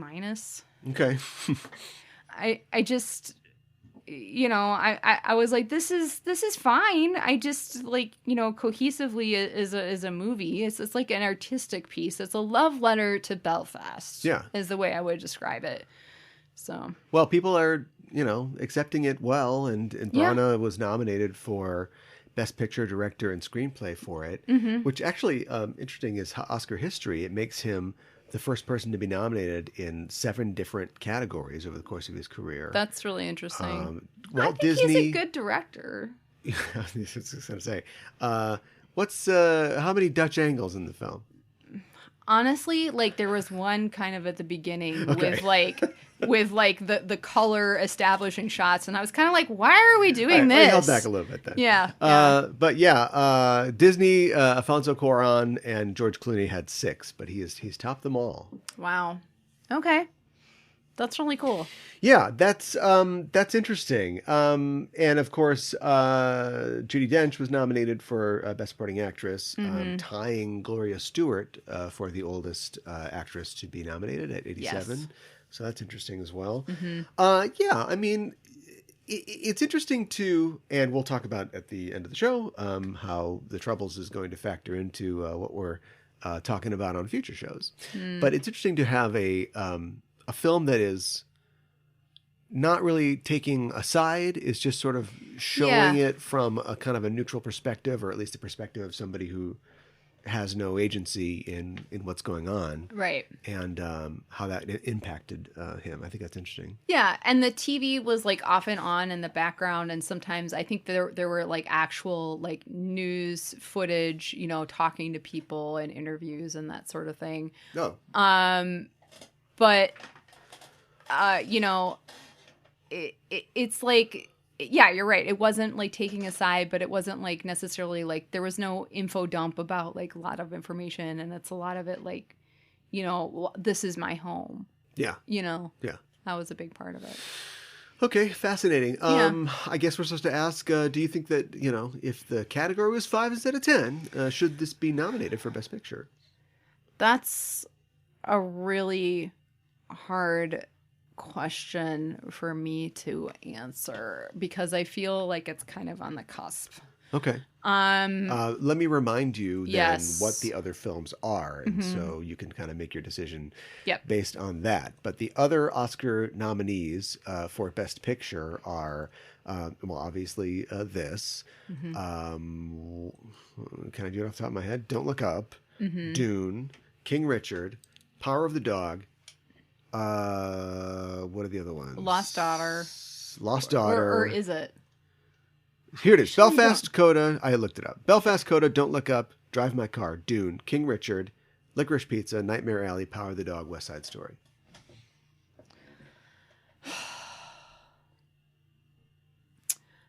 I think that Power of the Dog, Drive My Car for sure should be nominated. We don't have to do them all. Just Yeah. should this be in consideration? Go with your gut. I kind of Steal that box of biological. Do it. yeah, I know, right? I kind of think no. Okay. I don't know. I mean, I think it's Fair an enough. interesting film. Is it Best Picture? I don't know if I would pick it for Best It's Picture. only nominated for the big 3, but okay. I know, but I mean, and I haven't seen all the other ones interesting, either. you know, Balfi Dornan, kind of all the main characters aren't really nominated for acting awards. No. For the Oscars. Hind, who played the grandfather, Hines, is also nominated for Best Supporting Actor, and I think he did a really, really great job. All right. So Well, Belfast, check it out. I don't want to say don't check it out. Well, I'm going to check it out. I do want to watch it. Yes. Let's talk about the film that I watched. I chose to watch the movie Don't Look Up, a 2021 film directed, written, with a story, produced. Everything is Adam McKay. Right. Adam McKay, of course, late of Anchorman, The Big Short, head writer for SNL, Talladega Nights, the other guys, so on and so forth. Vice, of course, Vice as well. This picture was nominated for Best Picture, Best Original Screenplay, and it stars Leonardo DiCaprio, Jennifer Lawrence, and a whole host of other people that I may or may not talk about as I talk about this film. Sure. What happens in this movie? Leonardo DiCaprio and Jennifer Lawrence play scientists. Jennifer Lawrence is a PhD candidate, and her professor is played by Leonardo DiCaprio. Okay. And they are they're from Michigan State, and they're looking through the telescope. They're doing astronomy. They're astrophysicists. And both together, but her primarily, they discover a giant comet. Okay. That is going to collide with Earth in 6 months. And it is multiple kilometers wide. You know, it's bigger than the Chicxulub comet that killed dinosaurs. Okay. And so they need to get this information out there. They go to the White House, and they are essentially rebuffed. And the White House does not really take them seriously because it's just not good right now. Midterms are coming up. And then they go to... they basically get, there's a guy who works for the Planetary Defense Coordination Office, which is like, it's a real thing. It's like the, space defense thing, not like Space Force, but like they watch the skies for this kind of stuff. Sure. But of course he is not respected because nobody really takes it seriously. And so he sort of supports them, and he's like, okay, I'll tell you what, we'll get you on like a Today type show. And so they take them on this Today show where Cate Blanchett and Tyler Perry are the hosts. Oh my God. And they don't really take it seriously either. In fact, they spend a lot of time on this segment where a pop star played by Ariana Grande is talking. She's proposed to by her rapper boyfriend. And then they finally have a couple minutes left to talk to the scientists about this. Okay. They're like, wow, space. Oh boy. Now tell me, are there aliens? You can tell me out there. And they're like, yeah, there's probably aliens anyway. Oh, you heard it? There's aliens. There's aliens. Oh no. So basically, nobody's going to listen to them. And Jennifer Lawrence's character kind of freaks out and is like, we're all going to effing die. There's a comet coming. Right. And that kind of gets her kicked off of TV. And nobody really listens. And a month goes by. Okay. And at this point, the FBI pulls both of them in, and the president, played by Meryl Streep, says, we had our own scientists go over it, and we think you guys might be right. So here's what we got to do now. We've got to get you guys out there to spread the information that we need to, like, all come together and support the effort, because maybe we can send some rockets up and blow it up, or get Bruce Willis or something like that. Oh, and take care of this. Probably could get Bruce Willis. And so it begins this cycle of, it seems like people are going to do something, and then there's like another element of it. And so Jennifer Lawrence doesn't follow her media training and becomes basically unattractive to the administration as the face of this. And so she becomes discredited. I don't think she's able to finish her PhD and has to go live with her parents. Wow. Wherever that is. And in the meantime, Leonardo DiCaprio's character kind of takes to the role of like this, we got a badass here, Neil deGrasse Tyson scientist, and he's on Sesame Street. And he begins an affair with Cate Blanchett's character. Okay. And becomes the face of this. But eventually it becomes too much for him as well. He also flips out on TV. We're all going to have and die. And then like he's kind of out as well. Okay. And so it all seems kind of bad. But eventually the U.S. gets together and decides that they're going to do this mission. They're going to take out this comet with rockets. And they turn to Peter Isherwell, who is the CEO of Bash Cellular. Oh, God. He's a billionaire, and he's a top donor to the presidential campaign. Of course he is. And they're going to do this mission, but then they kind of scrub the mission. and everybody's worried, but Isherwell says, I'm going to give you, and he's played by, I think, Mark Rylance. He's like, I'll give you a presentation. And he gives a presentation. He says, our scientists have determined that the comet is mostly made of gold and precious metals. And it's over $10 trillion worth of precious metals. So what we want to do is we want to do one big comet, bad. If we blow it up, a bunch of small comets, and the money from the harvesting of these minerals could solve world hunger. And so it basically drives like a wedge in the issue between people who are like, I want the jobs that the comet are going to create are going to be good for us. And in the meantime, DiCaprio and Jennifer Lawrence start up this like grassroots movement where they're trying to like get the word out to people that, this is still a problem. Yes. And we could all die. Yeah. And honestly, it doesn't really go great. Like they spin their wheels. Meryl Streep is doing like Trump-like rallies where she's like dancing and talking about how, the scientists think they know more than us. And it basically becomes look up versus don't look up. Oh, okay. You ruined your movie, so I'll ruin mine. Oh, sorry. Yeah, I realized that. At the end of the movie, there is one final mission where Isherwell is going to send his robots up on rockets to, detonate the comet and then begin mining the resources. Okay. And it doesn't go well. The mission, kind of fails. And he's like, well, everything's fine. I'm going to go to the bathroom really fast, and I'll be right back. And Meryl Streep's like, I am also going to go to the bathroom. And what? They leave. And Leonardo DiCaprio gets a call. They're on a plane. She's like, so we've got a spaceship, and we can take 2,000 people. We're going to cryogenically freeze ourselves and head for, this exoplanet that we found out there. And Leonardo DiCaprio, who has separated from his wife, but is now sort of reconciled or trying to reconcile with her, says, you know what? I think I'm good. I think I'm just going to stay. In the meantime, Jennifer Lawrence has grown closer to Timothée Chalamet, who is I think he's out of high school.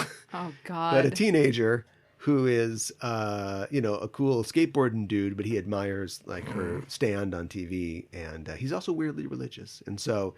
okay. Them two and Leonardo DiCaprio, the director of the planetary organization, all go to Leonardo DiCaprio's house and they enjoy a dinner. I think it's a holiday or something, maybe Christmas or something. And they enjoy a nice dinner as, the comet hits the planet and kills all life on Earth. Great. 20 Shades of Aniara. 22,740 years later, the planet, Isherwell's rocket lands on an alien planet. Okay. And it's I don't know. It doesn't go well. Let's just say it doesn't go well. Okay. But it doesn't really matter. All right. So what'd you think? I think that Adam McKay should be publicly executed for this film. That's what I think. Don't hold back, okay? I want your honest opinion. I'll give it to you.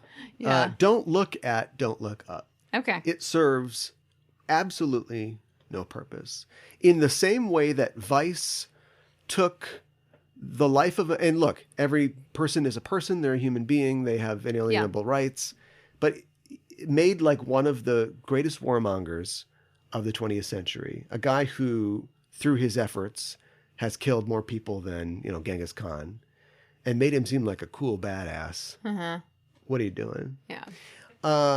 And then this is basically taking the very real threat of climate change, which is all a metaphor for. And to be fair to Adam McKay, I'm not going to be fair to Adam McKay.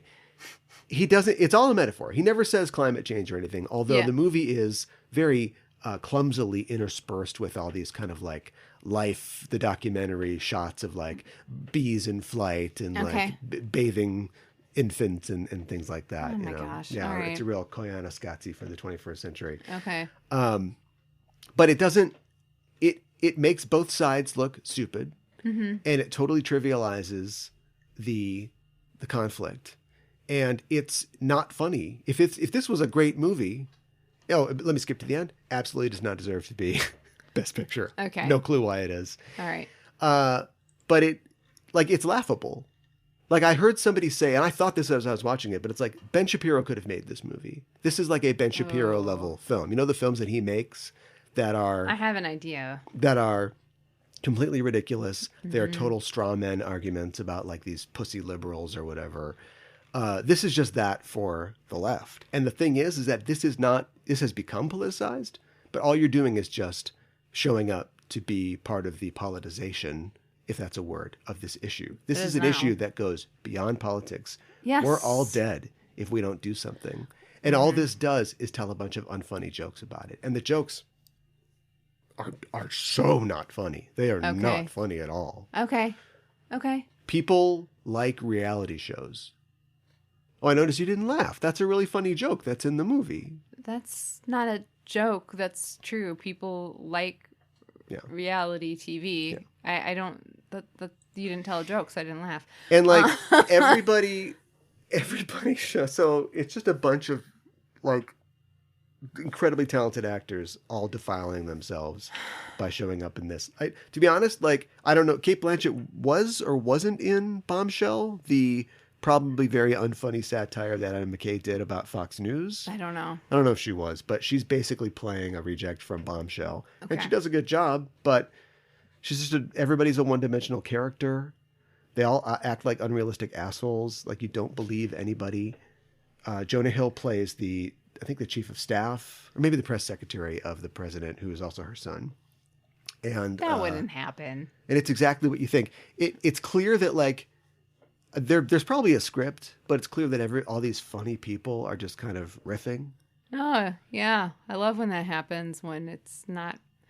Look, sometimes it happens and it goes off really great, but I feel like it's like 50-50 or maybe more times than not, it doesn't go well. Yeah. And it's supposed to be a modern satire about our times, hence Ariana Grande being in it. Okay. But it's so unrealistic because you wouldn't rely on the Today Show to get this information out there. Like it would be, you would just put it on the internet, or you just release science.com, you go to a journal and they would publish it. Now, absolutely, I totally believe that it would become a politicized issue. And if there was a comet heading for Earth, it's even money whether we get our shit together in time to stop it. But especially if it's made of gold. Right, but like it's to gold. Well, more than that, yeah. To frame it as an issue of like, it's not, there's no, we're doing this right now. Climate change has become a political argument about whether the data is accurate or not. Right. And there are no alternative facts.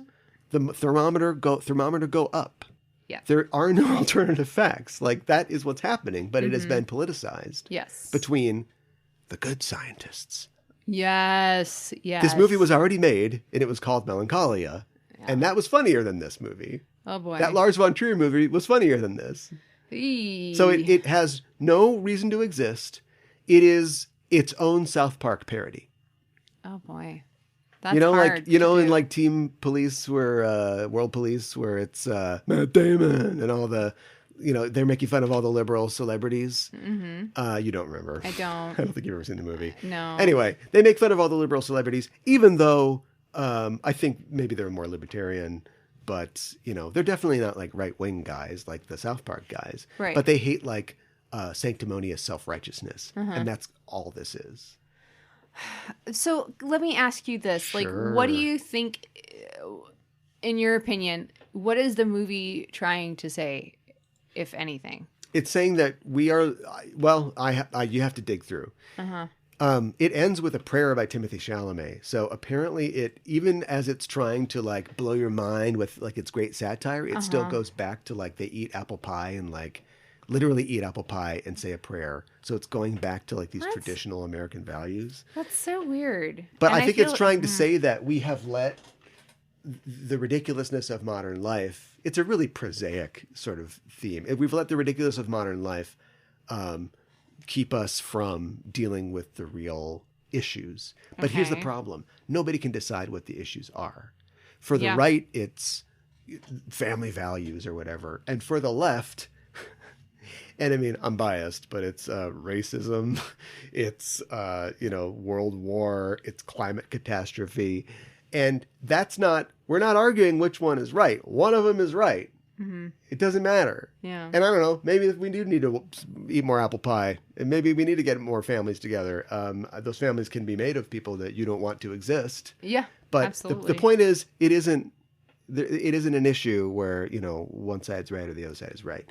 And he should be executed in a parody satire way inside of Minecraft, because this only muddies the issue. And if Martin Luther King went up on the dais of the Lincoln Memorial, right, and gave his speech, yep, and went, "I have a dream," and he put his hand in his armpit and went, "You go." Wow. We sent the wrong guy. Right? Yeah. Adam we made a McKay mistake. is the wrong guy for this. Yeah. And I don't know what happened to him. I know that he cares about this stuff, and I know that he's spoken vocally about this kind of stuff, but he has let it blind him to making entertaining films. And that sounds like a fancy way of saying, why do you have to make it political? I'm not saying that. No. Be political. Don't be this stupid. Bob Roberts is a documentary, or it's a mockumentary, where Tim Robbins plays a sort of right-wing politician, but he seems like he's left-wing. Mm-hmm. He's sort of taken the trappings of he's a folk singer. He's like this is in the 90s, but he's got the persona of like a 60s folk singer. Mm-hmm. But he's talking about Joe, geez, if you look at a guy like Pete Seeger, what if you just pushed him just a little bit, turned him a little bit to the side? Oh. Maybe he would be talking about how the government's bad, but maybe that's basically what grassroots fascism and rightism is on the internet now, right? It's just people saying boy, the government's got too much control. And Bob Roberts is a great example and a funny movie about a political movement like this that is just completely, people are just not, they have lost the plot. Right. But this... You can make this funny if you wanted to do this. This is ridiculous. Also, the billionaire character, who is clearly supposed to be a Jeff Bezos or a whatever, or an Elon Musk, resembles no billionaire that there's ever been. Here's why. Billionaires pay for this. Oh my God. They paid for this movie, right? This movie was optioned, I believe, by Paramount and sold to Netflix. Mm-hmm. So you can't make fun of anybody. It can't be the guy's not going to be bald. Pointed. Yeah, it can't. Yeah, right. It can't be specific. Can't be Branson, who's Virgin Phones. Branson right? doesn't really have all that much money. Oh, is that right? He doesn't have that much influence. But anyway, so it can't actually take any real shots. Yeah. And it's isn't this your no holds barred satire? Isn't this your toothy satire? You're really going to go for it? Yeah, right. No, you're not at all. Your toothy satire has no teeth. This is completely toothless. Yeah. And it is just gumming the hell out of you. Gross. And I love the fact that I know that it came out on Netflix. It must have had some kind of theatrical release, right? It did have a theatrical release, probably not a wide one. Mm. It hasn't even made $1 million. It cost $75 million to make. It didn't make $1 million. So nobody wants to see this. Nobody cares on either side. I have no idea why this. Adam McKay is not like a Hollywood darling. I have no idea why this is nominated. Because they had 10 spaces. And it's technically it's an issue movie. Yeah, I guess I feel like I've heard other people talk about this, but just hearing you talk about what it is, and it's a thing that is made politicized that shouldn't be politicized. It just sounds like a lot of what we've been dealing with the last. Well, no, years. Yeah, I understand why people wouldn't want to see it. Why do I want that in my entertainment? Right, and I don't care. Normally I would say, well, it's that kind of apathy that's going to get us hit by the comic. Sure, okay. I'm not going to fight for this. I don't give a shit if people watch this. Well, do not make watch it funny if you're going to do it. Yeah, what if it was funny? I'm guessing that this is, I've never seen I Heart Huckabees. I'm guessing that this is what I Heart Huckabees is like. When you think that you are just effing nailing this satire. Look at how crazy these people are. Ron Perlman is in this, and he plays because Ron Perlman is a staunch liberal, right? Mm-hmm. And he plays a former astronaut and like military guy. Mm-hmm. And as he's going up in the ship, he's like, I just want to say that I'm proud of all the Americans and the little Chinese guys out there, and the Indians, both the Slurpee ones and the feather ones. Hey, No, why don't those guys ever get together? That'd be something special. It's just like, it's just not funny, and it's not funny. even. No, it's not. And first of all, it's just like old as shit material. But like but everybody in this decide, like Meryl Streep. It's like I said, it's the South Park parody of Hollywood leftism or liberalism, right? And it's just a bunch of people doing their own impressions of what they think people on the right are. And then, first of all, number one, that's not funny, and number two, they're so much worse than what you're doing. Yeah. No kidding. And probably funnier. Chris Evans is in it. Oh no. It's a little part, but it's like, oh, Chris, no. Why'd you say yes to this? No. You didn't have to do that. Because he cares about climate change, but baby, this ain't the way to do it. No. It's a good movie. Like I said, no. The script is, things are brought up, but they never come back. Some things do come back, and you're like, why? That doesn't matter. Who cares? I guess the effects are cool when there are like effects. Mm-hmm. The structure's bad. Jennifer Lawrence is. It's so you can write it in your head, like she's the only sane one, right? She's the one person saying that the emperor has no clothes, and but that's just like a boring character. She has no arc as a character. There's Leo starts doing a character like he has adult sons, and he's actually he's playing a little over his age actually, and he's sort of soft spoken. It's like, oh, he's doing a thing, and then immediately he begins just screaming at everybody and just doing the Leonardo DiCaprio thing. Great. Everybody gets their close up, like they're supposed to be playing kind of normal people, but everybody looks great, and they definitely get their little moments. And, yeah, sure. And there's no, like I said, it's never really said like what Meryl Streep is, but you can just assume that she's, I don't know how a woman would be president on the right, but she's, a right-wing conservative president. There also are very small segments of the movie where you kind of go online, and there's like 10 seconds in the movie where you see YouTube videos about people saying that, oh, it's a conspiracy, and here's the real thing, and the frogs are gay, but also this comet's not real. But other than that, there are no conservatives anywhere in the movie. And if you had balls, you'd make it explicit, wouldn't you? Yeah, you would. But you don't want to. It's like we talked about before. It's like Disney. I need everybody to watch this movie. Or at least I need everybody to buy a ticket to this movie. Or I need everybody to get a Netflix subscription to watch this movie. So by trying to please everybody, you please nobody. You succeed at nothing. Yeah, right. Yeah. Hey, that's disappointing. Ask me any questions. There's not much left to say. Is this? I don't even know if this is nominated for anything else. Is it screenplay? Screenplay. And does it deserve to be? So here's nominated the thing. For that? Usually they try to send everybody home with something. It will not win Best Picture. No. Unless there's some huge liberal surge in the voting block. Mm-hmm. It's terrible. Like the script is bad. Okay. So normally I would say they would send them home with the screenplay thing, but I think that's really unlikely. Well, maybe it just doesn't just deserve on its face. any I don't them. see how you would even square that. Yeah.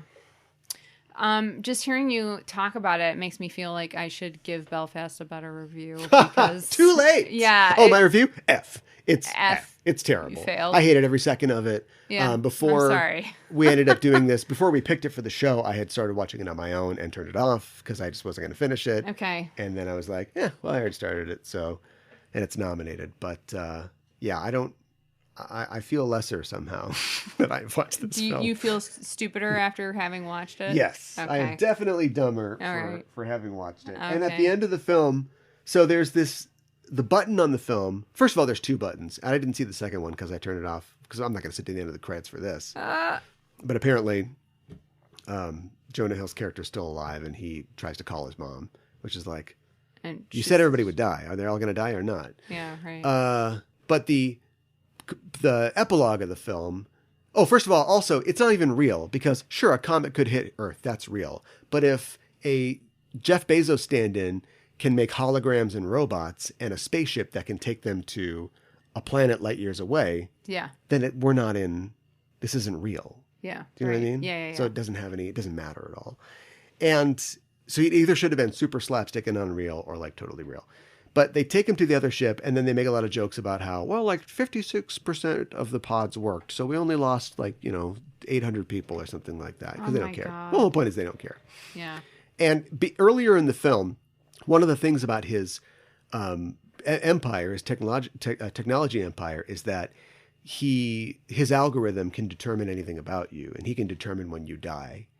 And so, why would you want that? Right. Nobody would. No. Why would Kate Blanchett get wet at the fact that everybody's going to die? It's gross. She does.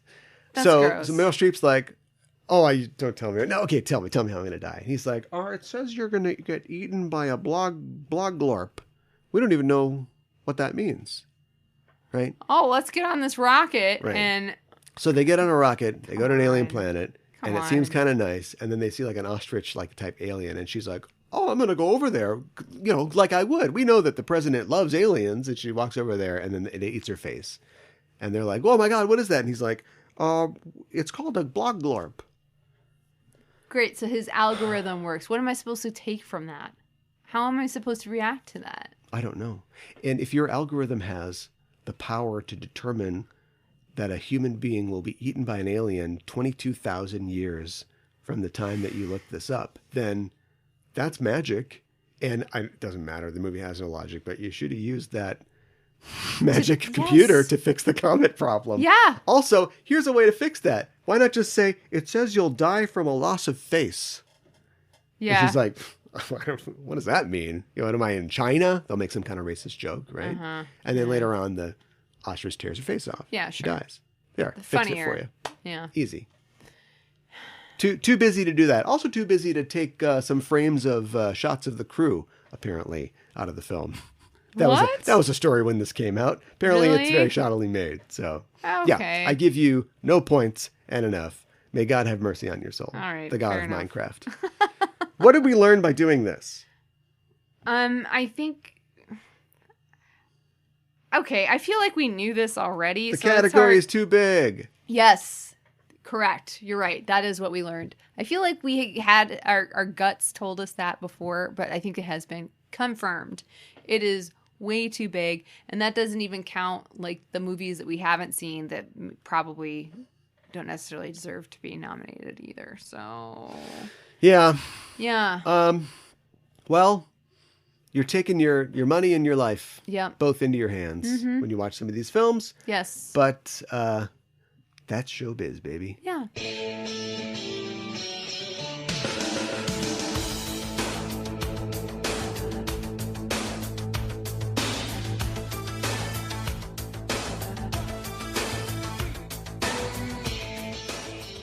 All right, we're coming back next week. We've got one more week. It'll be the Oscars, of course, that night, but we'll still do one of these films.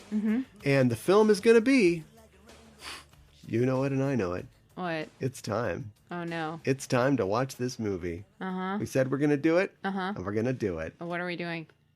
I thought you knew. Oh, no. I don't know.